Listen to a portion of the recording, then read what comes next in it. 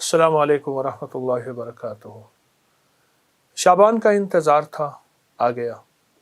زندگی کی کتنے شعبان گزر گئے، یہ بھی گزر جائے گا، لیکن یہ شعبان ایسا شعبان ہو جو ہمارے لیے برکتیں، رحمتیں، خیریں اور خوشیوں کا ذریعہ بنے گا اور ہمیشہ بنا ہے۔ شعبان تو آتا ہی اس لیے ہے، میرے آقا سرور کونین صلی اللہ تعالی علیہ وسلم نے رجب، شعبان اور رمضان کو خیر و برکت کا مہینہ فرمایا اور اس کا استقبال فرمایا۔ فرمایا میرے حضور رجب سے رمضان کا استقبال شروع کر دیتے تھے، رجب کے مہینے سے، اور رمضان تو شعبان تو پھر اور حیرت انگیز برکات ہیں۔ آئے میں آپ کو کچھ چیزیں عرض کرتا ہوں کہ ہم شعبان کے مہینے کی برکتوں میں کیسے اپنا حصہ ملائیں اور اس کی خیریں کیسے لوٹیں اور اس کی بہاریں کیسے اپنے قریب تر کریں۔ 3 چیزیں فیصلہ کر لیں۔ شعبان میں نفلی روزے اس لیے رکھے جاتے ہیں تاکہ رمضان میں روزے رکھنے کی استعداد پیدا ہو جائے۔ ایک تو آپ شعبان کے نفلی روزے رکھیں جو کہ احادیث میں آئے ہیں، روایات میں بھی آئے ہیں اور کتابوں میں بھی موجود ہے، لیکن جتنے بھی آپ نفلی روزے رکھ سکتے ہیں رکھیں۔ صرف صبح شام ایک کام ضرور کر لیجئے، اس کام سے آپ کو بہت فائدہ ہوگا۔ صبح جب سحری کے لیے آپ اٹھیں تو سحری کریں اور سحری کے ہر لقمے کے ساتھ یا واجدو پڑھیں۔ ہر لقمہ نور، سرور، راحت، رحمت، برکت، عطا اور شفا، یا واجدو یا واجدو یا واجدو۔ ایک ہے لقمے کے ساتھ یا واجدو، ایک ہے کہ لقمہ چباتے ہوئے جب تک کہ وہ لقمہ ختم نہ ہو یا واجدو پڑھتے جائیں۔ اس کی حیرت انگیز برکتیں، خیریں اور رحمتیں آپ محسوس کریں گے۔ اور یا واجدو کے بارے میں یہاں تک آتا ہے کہ جو یہ روزے کے درمیان پڑھتا ہے، اور روزے کا کھانا سحری ہو یا افطاری، اور سحری کے وقت چونکہ اللہ کی محبت اور کرم بہت عروج پہ ہوتا ہے تو اس کی نسلوں میں برکتوں کے دروازے کھلتے ہیں اور اس کی نسلوں میں خیروں کے دروازے کھلتے ہیں اور اس کی نسلیں تمنگری پاتی ہیں۔ دوسرا، جب افطار کا وقت ہو تو افطار کے وقت میں آپ صرف اور صرف 11 بار آیت الکرسی ضرور پڑھ لیجیے۔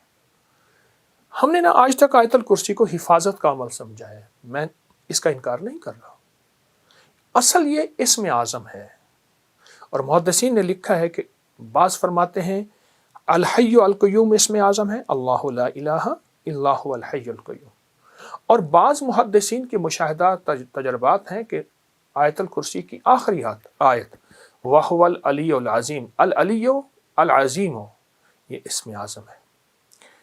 صرف 11 بار آیت الکرسی پڑھ لیجیے، جو مراد ہو، جو مشکل ہو، جو ناکامی ہو، حتیٰ کہ آپ کسی 11 مرادوں کا آپس میں تذکرہ کر لیں، تصور کر لیں، کوئی 11 مرادوں کا اللہ کے خزانوں سے منوا لیں، اس کو ذہن میں رکھ لیں، حتیٰ کہ یہاں تک کہ 11 نسلوں تک اس کی برکتیں چلتی ہیں، کیونکہ افطار کا وقت ویسے بھی قبولیت کا وقت ہے، محبوبیت کا وقت ہے، مقبولیت کا وقت ہے، اور اس کی عطا اور شفقت کا وقت ہے، تو اس کی بہت برکتیں اور اس کی بہت خیریں چلتی ہیں۔ ایک تو یہ عمل آپ کی خدمت میں ہے۔ دوسرا، 15 شعبان جس کے بارے میں مستند روایات میں کہ فرمایا تقدیروں کے فیصلے ہوتے ہیں، زندگیوں کے فیصلے ہوتے ہیں، رزق کے فیصلے ہوتے ہیں، عطا کے فیصلے ہوتے ہیں، کس کے بارے میں اللہ کی صفت قابض کہ اس کا رزق چھین لو، اس کی روح چھین لو، قبض کر لو، اور کس کے بارے میں میرے رب کی صفت باسط، وسیع کر دو اور وسیع کر دو، اور اللہ کی صفت واسع، رزق وسیع کر دو، صحت وسیع کر دو، عزت کے تاج پہنا دو۔ تو 15 شعبان میں ایک مستند اور مسنون عمل ہے، وہ ہے صلاۃ التسبیح کا، اس کو بہت زیادہ توجہ دیں۔ اگر ایک دفعہ پڑھ لیں صلاۃ التسبیح، پر پڑھیں ایسی کہ ہر رکن میں آپ نے جو تیسرا کلمہ پڑھنا ہے سبحان اللہ، ایک ہے، دیکھیے، ایک ہے سبحان اللہ الحمدللہ ولا الہ الا اللہ واللہ اکبر ولا حول ولا قوت الا باللہ العلی العظیم، ٹھیک ہے۔ ایک ہے ٹھہر ٹھہر کے، اور ایک ایک لفظ کو جذب کر کر کے، اور ایک ایک لفظ پہ اللہ کی محبت اور توجہ دے دے کر، اور ایک ایک لفظ پہ پورا دھیان جمع کر سبحان اللہ الحمدللہ ولا الہ الا اللہ واللہ اکبر، اللہ کا نام لیتے ہی ہمارے دل میں اللہ کی عظمت آ جائے، اللہ کا نام لیتے ہی منہ میٹھا ہو جائے، اللہ کا نام لیتے ہی حلق بھر جائے، اللہ کا نام لیتے ہی رواں اور انگ انگ ایسے رونگٹے کھڑے ہو جائیں۔ اس عظمت کے ساتھ ایک بار صلاۃ و تسبیح شب برات میں پڑھ کے دیکھیں، کیونکہ برات کے معنی ہے نجات، گناہوں سے نجات، آگ سے نجات، مصیبتوں سے نجات، مشکلوں سے نجات، ناکامیوں، قرضوں، بیماریوں، بندشوں، جادو، تکلیفوں سے نجات۔ اللہ اکبر، عجب عمل ہے۔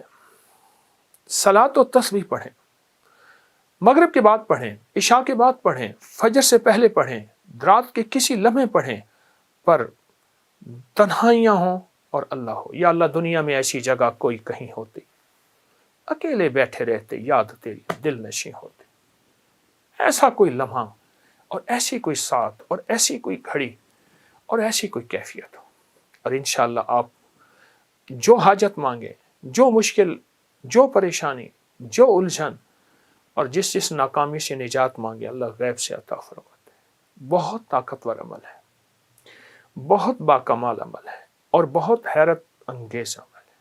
امید ہے کہ آپ اس پہ توجہ کریں گے، اور پھر صرف یہ نہیں، پھر اس کے بعد دعا کو وقت دیں، دعا کو وقت دیں۔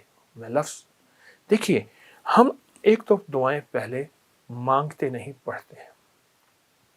دعا پڑھنے کا عمل نہیں، میں دعا پڑھ رہا ہوں ربنا آتنا فی الدنیا حسنۃ وفی الآخرۃ حسنۃ، یہ پڑھ رہا ہوں۔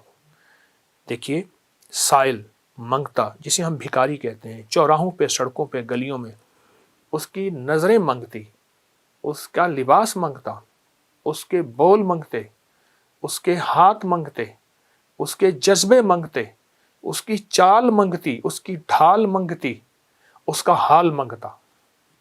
آپ سوچیں، تو اس کے بعد پھر اللہ سے دعا مانگے، اور دعا کو وقت دیں، اور دعا کے لیے وقت نکالیں۔ دعا مانگے، دعا کو وقت دیں، اور دعا کے لیے وقت نکالیں۔ اب صلاۃ و تسبیح کے بعد ایک عمل آپ نے کرنا ہے، 11 بار ربنا آتنا فی الدنیا حسنۃ وفی الآخرۃ حسنۃ وقنا عذاب النار، 11 بار استغفر اللہ الذی لا الہ الا هو الحی القیوم واتوب الیہ، اور 11 بار آپ نے تیسرا کلمہ پڑھنا ہے، سبحان اللہ والحمد للہ ولا الہ الا اللہ واللہ اکبر ولا حول ولا قوۃ الا باللہ العلی العظیم۔ یہ 11 دفعہ عمل کرنا ہے، اور 11 دفعہ عمل کر کے پھر دعا مانگنی ہے، اور دعا کے بعد پھر 11 دفعہ پڑھنا ہے۔ پھر اس کی قبولیت دیکھیں، مسائل کا حل، مشکلات کا حل، جو من میں مراد رکھیں گے، جو من میں مراد رکھیں گے، جو من میں مراد رکھیں گے، انشاءاللہ پوری ہوگی۔ یہ بہت طاقتور عمل میں آپ کو شعبان کے مہینے کی عظمتوں اور برکتوں کے ساتھ دے رہا ہوں، ضرور کیجئے۔ حیرت انگیز برکت اور حیرت انگیز اس کی برکات اور کمالات، اور یہ میرا نہیں، صدیوں سے آزمودہ ہے، صدیوں سے آزمودہ ہے۔